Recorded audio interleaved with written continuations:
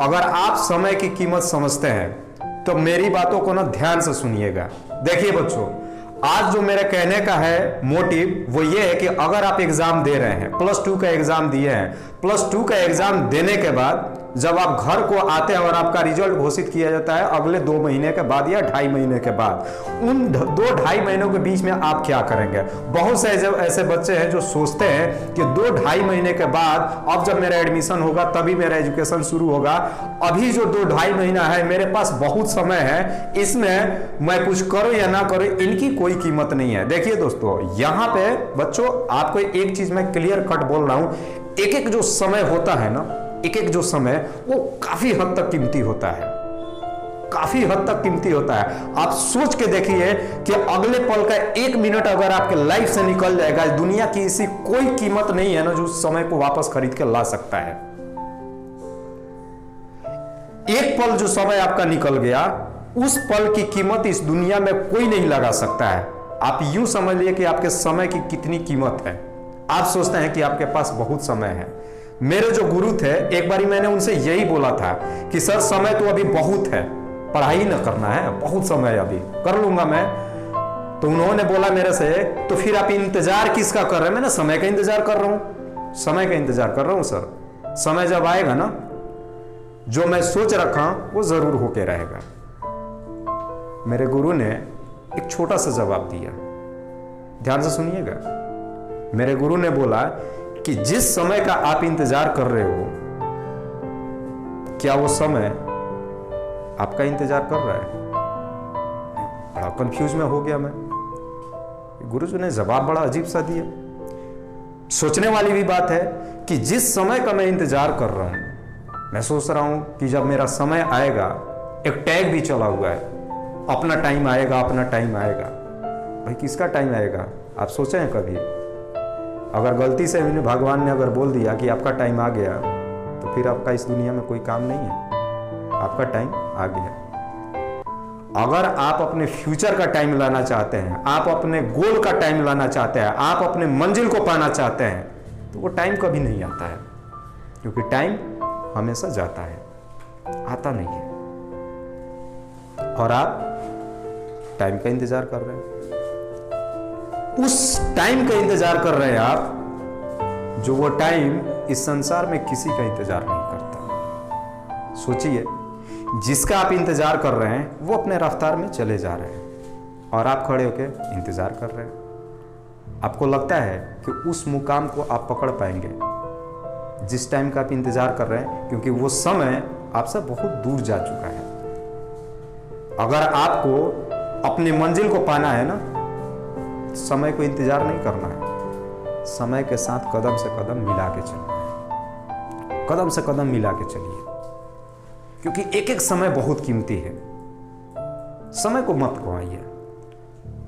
जो समय आपके लाइफ से निकल जाएगा ना, आप उस समय को अपनी पूरी जिंदगी में कितनी भी संपत्ति लगा दीजिए, उस समय कभी वापस नहीं आएगा। करके देख लीजिएगा।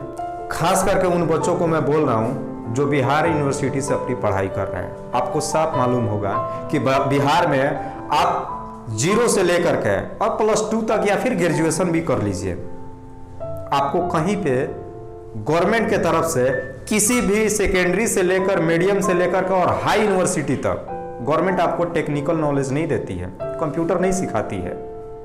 सिर्फ आप +2 से लेकर 10 से लेकर के और हायर एजुकेशन ग्रेजुएट तक आप क्या पढ़ते हैं? तो कोई साइंस अगर है तो फिजिक्स केमिस्ट्री मैथ पढ़ रहा है, आर्ट्स से अगर है तो हिस्ट्री वगैरह पढ़ रहा है, पॉलिटिकल से है तो अपना राजनीति की पढ़ाई कर रहा है। पर आपको मालूम है, जब ये आपका ग्रेजुएशन तक पढ़ाई जब हो जाता है, तब आप निकलते हैं कि अब मुझे कोई नौकरी करनी है। मैं आपसे एक सवाल कर रहा हूं, कौन सा नौकरी करेंगे आप?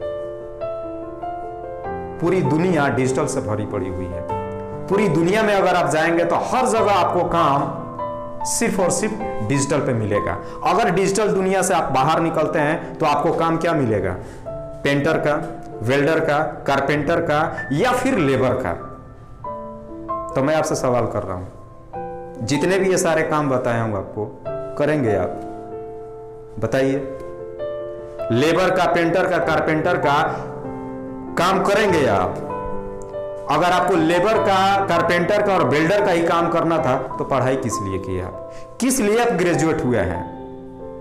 कहने का मतलब सिर्फ यही है कि बिहार बोर्ड अगर आपको टेक्निकल पढ़ाई नहीं दे रही है, +2 के बाद जब आप एग्जाम देने के बाद घर आकर के बैठते हैं, जब आपके पास 2 से 3 महीने का समय मिलता है ना, मेरा हाथ जोड़ करके आपसे निवेदन है, इन 2 से 3 महीनों के अंदर में ना टेक्निकल सीखिए, क्योंकि आपके फ्यूचर में जब आप नौकरी की तलाश में निकलेंगे तो वहां पे आपको इन्हीं टेक्निकल का सामना करना पड़ेगा। किसी भी फील्ड में जब जाइएगा ना आप नौकरी करने के लिए, तो आपसे ये नहीं पूछेगा कि आपको फिजिक्स आता है, आपको केमिस्ट्री आता है। मैं ये नहीं कह रहा हूं फिजिक्स केमिस्ट्री गलत है, आप पढ़िए। गुरुओं ने बोला है कि कोई भी नॉलेज व्यर्थ नहीं जाता है, ज्ञान हमारे काम की होती है। पर मैं कह रहा हूं कि हमें अगर अपने लाइफ में आगे बढ़ना है ना, तो दुनिया को देखना पड़ेगा, थोड़ा समझना पड़ेगा कि इस दुनिया में चल क्या रहा है, लोग डिमांड किस चीज की कर रहे हैं। और शायद ही कोई बेवकूफ आदमी होगा जो अपनी आंखों को बंद करके और बैठा होगा और सोच रहा होगा कि हम दिल्ली जाएंगे ना तभी पता चलेगा कि वहां पे काम क्या होता है। कुछ बच्चे तो यहां तक सोचते हैं ग्रेजुएशन हो गया है, अब मैं दिल्ली जाता हूं और जाके झंडे गाड़ दूंगा। अरे कौन से झंडे गाड़ दोगे भाई, सीखे हो कुछ, समय की कदर करे हो कभी। अगर आपको झंडे गाड़ना ही है ना, आप गाड़ सकते, 1 नहीं 2 गाड़ सकते। उसके लिए अपने आप को तैयार करो, फुली अपने आप को डिजिटल में ढाल दो। जितनी डिजिटल की नॉलेज आपके पास रहेगी ना, नौकरी आपके पास हजारों पड़ी है। कुछ लोग कहते हैं कि मैं दिल्ली जा रहा हूं, घर वाले पूछते क्यों जा रहे, नौकरी ढूंढने जा रहा हूं। किस लिए? नौकरी ढूंढने जा रहे हैं। एक बात बताइए, नौकरी खो गई है कहीं पे जिसको आप ढूंढने जा रहे हैं? भाई ढूंढा उसी को ना जाता है। अगर कोई खो जाता है तो बड़े आसानी से जवाब दे देते हैं कि मैं दिल्ली या मुंबई कलकत्ता कहीं भी जो जहां पे जा रहा हूं मैं, क्या किस लिए जा रहा हूं मैं? नौकरी ढूंढने के लिए जा रहा हूं। भाई नौकरी किसके लिए ढूंढ रहे हो? कहां पे खो गई है जिसको आप ढूंढ रहे हो? नौकरी ढूंढने की जरूरत नहीं है। लोग कहते हैं नौकरियां मिल नहीं रही है। मैं कहता हूं कि आप अपने आप को इतना काबिल बना दीजिए, नौकरी आपको ढूंढते हुए चली आएगी। और यह हकीकत में होता है ऐसा। अगर आप अपने आप को उस काबिल बना दिए ना, आपको नौकरी नहीं ढूंढना है, आप बस अपना काम कीजिए, अपने आप को तैयार कीजिए, अपने आप को मजबूत कीजिए, फुली स्ट्रेंथ कीजिए। जिनको जरूरत है ना वो आपको ढूंढते हुए आएंगे। आपके अंदर अगर वो क्वालिटी है ना, नौकरियां खुद आपको ढूंढते हुए नजर आएगी। और जिस दिन आप नजर आ जाएंगे ना कि आपके अंदर वो क्वालिटी है, आपको उठा के लेके चले जाएंगे। नौकरी नहीं ढूंढने की जरूरत है। अब इस काबिल आपको जो बनना है, तो बनने के लिए एक एक समय की ना कदर कीजिए। आप समय का इंतजार मत कीजिए। जो भी समय मिल रहा है ना उसमें कुछ सीखिए आप, क्योंकि जो चीज भी आप सीखेंगे ना वो आपके इन फ्यूचर जरूर काम आएगा। देखिए बिहार बोर्ड में आपको सब कुछ मिल जाएगा पढ़ने के लिए। Physics, chemistry, math, biology, English, Urdu, Hindi, Sanskrit सब कुछ मिल जाता है। सिर्फ नहीं मिलता है तो एक चीज है, इंग्लिश। बिहार सरकार कहती है कि इंग्लिश कोई कंपलसरी नहीं है। सरकार कहती है कि बिहार के बच्चों के लिए बिहार के स्कूलों में इंग्लिश कोई कंपलसरी नहीं है। आपको लगता है कंपलसरी नहीं है? जब हम अपने फ्यूचर, जब हम अपने लाइफ में अपनी एजुकेशन पूरी करके और जब हम बाहर निकलते हैं, कहां पे? अपनी जॉब के लिए, तो वहां पे हमें किन चीजों का सामना करना पड़ता है? सिर्फ 2 चीजों की, एक इंग्लिश और दूसरी डिजिटल नॉलेज, कंप्यूटर की नॉलेज। खैर कंप्यूटर तो अलग क्षेत्र हो गया, डिजिटल हो गया, कंप्यूटर से तो हम बात ही नहीं करेंगे। सरकार जब हमारी किताबों की नहीं पढ़ाने की परमिशन दे रही है, वो डिजिटल हमें क्या पढ़ाएगी? मैं उन बच्चों को सिर्फ इतना बताना चाहता हूं, सरकार आपसे कह रही है इंग्लिश नहीं पढ़ना है, क्योंकि इंग्लिश का कोई मान्यता नहीं है। अगर आप मैट्रिक में फेल हो भी जाते हैं तो भी आपको पास किया जाएगा, आप पास हैं, क्योंकि इंग्लिश की कोई वैल्यू नहीं है सरकार की नजर में। पर मैं आपसे सवाल कर रहा हूं, क्या वाकई में इंग्लिश की कोई वैल्यू नहीं है? ईमानदारी से बोलिएगा, इंग्लिश की कोई वैल्यू नहीं है। खास करके उन बच्चों को जो मैं बोल रहा हूं, जो अपने जहन में बिठा करके बैठे हैं कि मैं इंग्लिश अगर ना भी पढ़ता हूं तो मैं तो पास हो ही जाऊंगा, पास हो जाऊंगा मैं। गवर्नमेंट भी आपको पास कर ही दे रही है। पर आपको रियल बता रहा हूं, आप धोखा किसको दे रहे हैं? सरकार को, अपने माँ बाप को, नहीं, सिर्फ और सिर्फ अपने आप को आप धोखा दे रहे हैं। आपको मालूम है कि जब मैं यहां से पढ़ाई करके अपनी नौकरी की तलाश में जाऊंगा तो मुझे सिर्फ 2 ही चीजों की सामना करना पड़ेगा, एक इंग्लिश की और दूसरी कंप्यूटर की, क्योंकि पूरी दुनिया इन्हीं के ऊपर डिपेंड पड़ा हुआ है। अगर आपके पास कंप्यूटर की नॉलेज ना भी है ना, अगर इंग्लिश आपकी अच्छी है तो आपको नौकरी मिल जाएगी। अगर आपके पास इंग्लिश नहीं भी है ना, अगर आप कंप्यूटर सीखे हैं तो भी आपको नौकरी मिल जाएगी। और अगर आप दोनों नहीं सीखे हैं, जैसे कि सरकार कह रही है आपको इंग्लिश नहीं पढ़ना है, कंपलसरी नहीं है, हम आपको डिजिटल नहीं देंगे, जरूरी नहीं है, अगर ये दोनों नहीं सीख रहे हैं आप, तो धोखा आपके साथ सरकार नहीं कर रही है, धोखा आप अपने आप के साथ खुद कर रहे हैं। इसकी जिम्मेदार आप खुद हैं। हम उसी बिहार बोर्ड से पढ़ के सारे बच्चे निकलते हैं, कुछ बच्चे जाकर के अपनी लाइफ सेटल कर लेते हैं, कुछ बच्चों की बात कर रहा हूं, कुछ बच्चे जाके सेटल हो जाते हैं और मैक्सिमम बच्चे बिखर जाते हैं। क्यों? क्योंकि वो जो कुछ बच्चे होते हैं ना, वो सरकार की बात नहीं मानते हैं, वो अपनी दिल की बात सुनते हैं। उनको पता है, उनको मालूम है कि जब मैं यहां से निकलूंगा ना तो मुझे किन चीजों की सामना करना पड़ेगा। और आप, सरकार कह रही है नहीं पढ़ना है, हाँ भाई नहीं पढ़ना है तो जाइए ना, मांगिए सरकार से नौकरी कि मैं इंग्लिश नहीं पढ़ा हूं, मैं कंप्यूटर नहीं जानता, मुझे नौकरी दे दीजिए। दे देगी आपको नौकरी? नहीं मिलेगा आपको। तो धोखा तो आपके साथ हो रहा है ना। और आप कहते हैं कि सरकार धोखा कर रही है आपके साथ में, सरकार नहीं धोखा कर रही है, धोखा आप खुद खा रहे हैं और वो धोखा आप जानबूझ करके ले रहे हैं। अगर आपको अपने लाइफ में पढ़ना है ना तो किसी की मत सुनिए, सिर्फ और सिर्फ अपने आप को सुनिए, पूरी दुनिया को अपनी नजर से देखिए कि इस दुनिया में चल क्या रहा है। जो चीजें मांगी जा रही है ना उन्हीं चीजों को फॉलो कीजिए आप, सिर्फ 2 चीजों की।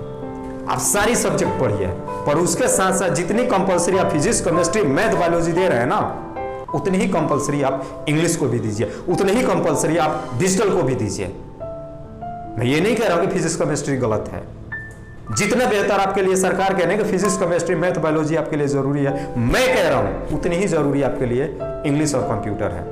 कुछ बच्चे खुद मेरे पास आते हैं और कहते हैं कि सर मुझे इंग्लिश नहीं आती, मैं कंप्यूटर कैसे सीख सकता? चलिए उनको काफी हद तक मैं समझा देता हूं कि बच्चों जो ये आप लोग बोल रहे हैं, आपके जहन में जो बैठा हुआ है ना कि मुझे इंग्लिश नहीं आता है, मैं कंप्यूटर नहीं सीख सकता हूं, तो देखिए कंप्यूटर एक अलग क्षेत्र है, कंप्यूटर एक अलग भाषा है, उसको इंग्लिश से कोई लेना देना नहीं है, पर है बिल्कुल है, क्योंकि हर एक एजुकेशन एक दूसरे से कनेक्टेड है, सब एक दूसरे से कनेक्टेड है।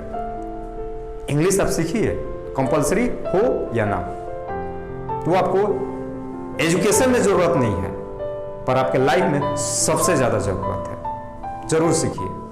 अक्सर बिहार के बच्चे जो +2 या ग्रेजुएशन करने के बाद जब बाहर को जाते हैं, बाहर की मैं बात करूं तो दिल्ली, मुंबई या कोलकाता जाते हैं, मैं भी दिल्ली में सर्विस किया हूं, जो बच्चे वहां पे जाते हैं, जिन कंपनियों को अपने टेक्निकल काम करवाना होता है, वो तक भी अगर जब इंटरव्यू लेती है ना तो सबसे पहले डिस्कशन इंग्लिश में करती है, और वहां पे अपने तरफ के अक्सर बच्चे इसी में फेल हो जाते हैं, क्योंकि उनका प्रोनाउंसिएशन जो होता है ना कुछ खास बेहतर नहीं होता है। क्यों नहीं होता है? क्योंकि उन्होंने कभी इन सारे वर्ड्स को ना यूज ही नहीं किया अपने लाइफ में, कभी पढ़ा ही नहीं उन्होंने, कभी भी अपने अंदर लाया ही नहीं उन सारे वर्ड्स को, और अचानक से उनको इंटरव्यू अगर फेस करना पड़ जाए तो उनकी जबान नहीं चल पाती है, फेल हो जाते हैं। डिग्री वही होती है जो हर एक स्टेट के बच्चों के पास होती है, हर एक स्टेट के बच्चे आते हैं उनके पास +2 के और ग्रेजुएशन की डिग्री होती है, पर उनको नौकरियां मिल जाती है।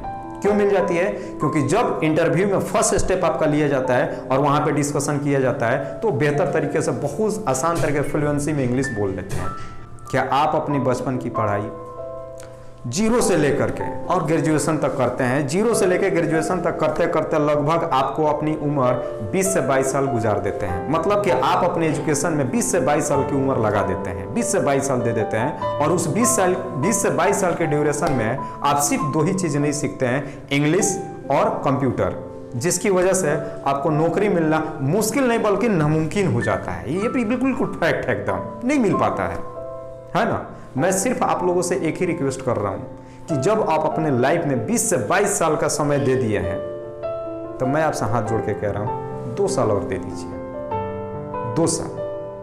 2 साल सिर्फ इंग्लिश और कंप्यूटर के लिए, क्योंकि यही 2 साल जो होगा ना आपका फ्यूचर ना बदल के रख देगा।